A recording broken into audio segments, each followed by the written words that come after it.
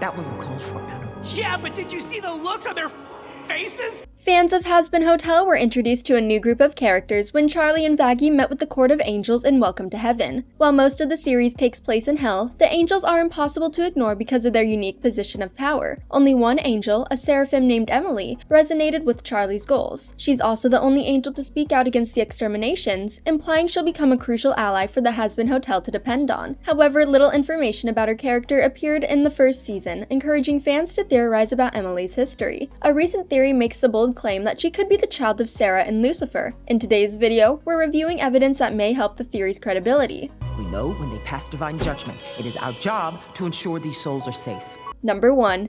Hellborn children. One of the most significant indicators that Emily could be the child of other angels is the existence of hellborn children. In the world of Hazbin Hotel, one of the punishments for sinners is that they can't have children in the family, making it impossible for them to extend their family once they've entered the afterlife. However, the same restriction doesn't apply to the demons who were created in hell and never experienced a human life. Hellborn demons like imps or the nobles in the Ars Goetia can have children. Examples of different families appear in the spin-off Hell of a Boss, with many characters having parents, children, and siblings who appear throughout. We know that human souls ascend to heaven, referred to as winners. The winners may not have children solely to prevent the same overpopulation crisis experienced in hell. However, heaven is much older than the existence of humanity, and there was a time when only created angels lived there. Some of these angels include Sera, who appeared in the opening sequence of Overture alongside Lucifer, an archangel at the time. As Charlie describes the events leading to her father's fall, Sera's silhouette appeared as one of the elder angels who frowned on his actions and helped create humanity. While Sera and Lucifer disagree, that doesn't mean a romance couldn't have bloomed between them. Nothing is preventing Lucifer from having a partner before Lilith, and as two influential angels, it's feasible that he and Sera have a past. We also know that Lucifer can have children because of Charlie, meaning he could have another child, older by only a few years, with another angel. However, since Lucifer came from heaven, he may not know Emily is his daughter.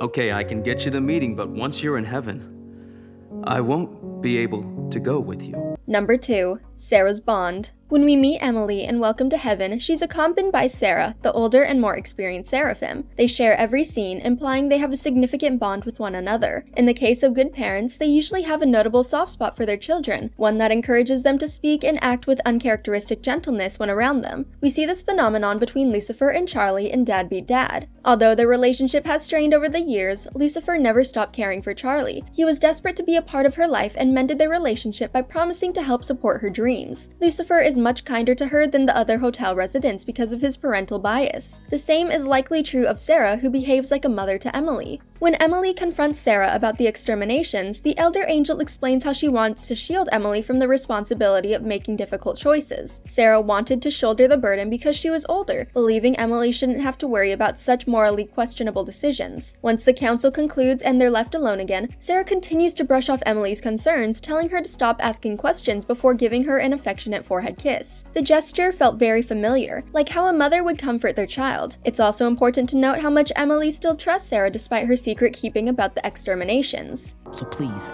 let me worry about this, okay? I'm sorry.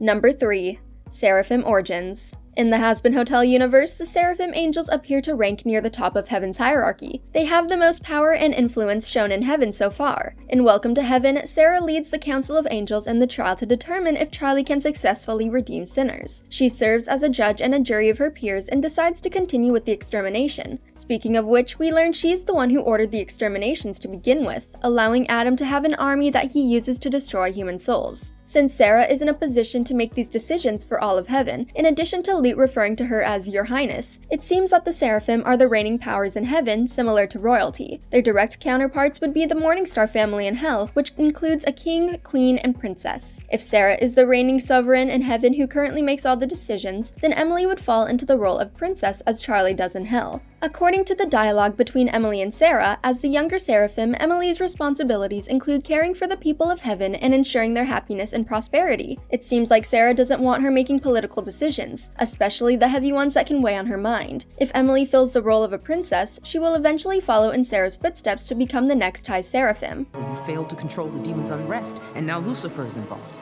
setting up an audience for his misguided daughter. Number 4. Sera's leniency. As we've covered, many parents tend to have a soft spot for their children. In Lucifer's case, he forgoes his worries about heaven to help Charlie achieve her dreams. In Dad Beat Dad, he reveals that heaven never listened to his ideals, leading him to believe they wouldn't approve of Charlie's optimistic plans either. However, Charlie convinces him to give them a second chance, allowing him to set his worries aside to request an audience with heaven on her behalf. He also appears to aid her in the fight against Adam in The Show Must Go On, interfering with his agreed-upon exterminations to protect Charlie from danger. Sera expresses the same leniency for Emily. We know that heaven is strict about how its angels should behave. The angels in charge expect a certain level of devotion and loyalty from everyone beneath them. If anyone lacks blind faith, they place themselves in inherent danger. The most prominent example of this is Lucifer, who becomes fallen after he tempts Eve into eating the apple in the Garden of Eden. Vaggie also becomes a fallen angel because she hesitates to kill a child sinner during the extermination, which results in Luke taking her eye and wings without a proper trial. With the ruthless way heaven deals with those who defect from their rules, Sera has remained biased in handling Emily's personality. At the end of Welcome to Heaven, when Emily insists that Charlie's plan is something they should consider, Sera insists that Emily stop asking so many questions because she will end up falling like Lucifer. It's peculiar that Emily receives a warning that other angels don't, but it does add merit to Sera and Emily sharing the bond of a mother and child. They were uprising, Emily. It is my position as the head seraphim to protect our people at all costs. Number 5. Charlie and Emily's similarities. The notion that Emily could be the first child of Lucifer comes from the similarity she shares with Charlie. When they spend time together in Welcome to Heaven, it's impossible to ignore how drastically the pair look like sisters. While their character designs are distinct, with one taking after Lucifer and the other after Sera, their tones of voice, optimistic attitudes, and altrusive behaviors scream how similar they are. Like Charlie, Emily cares for everyone despite their place of origin or their circumstances. When she learns about the exterminations, she immediately comes to Hell's defense, standing beside Charlie before the Council of Angels to question the cruelty of the exterminations. Emily seems to share the same undeniable spirit as Charlie and Lucifer, who are known as innovative dreamers. While Emily may share physical similarities with Sera, she could take after the morning stars in heart and mind.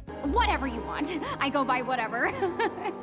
Welcome to heaven. One of the few angels who stand out in their society, Emily has some distinct qualities that resonate with the sinners from the Hazbin Hotel. Her rebellious streak and willingness to speak out against the rules place a target on her back, and the more she questions Sera's motives, the closer she becomes to joining Charlie as the next fallen angel. If Emily loses her heavenly family in the second season, another will be waiting with Charlie, Lucifer, and the rest of the hotel. Emily is likely to help them achieve their goals of redeeming demonic souls. Along the way, she may realize how similar she is to the morning stars and that those similarities don't end with their shared ambitions. He was selfless. He stopped Nifty from stealing, and he stuck it to that Mothman. Thanks for watching. If you enjoyed this video, hit that like button, subscribe to our channel, and turn on notifications to stay updated on our uploads. Then why isn't he here then?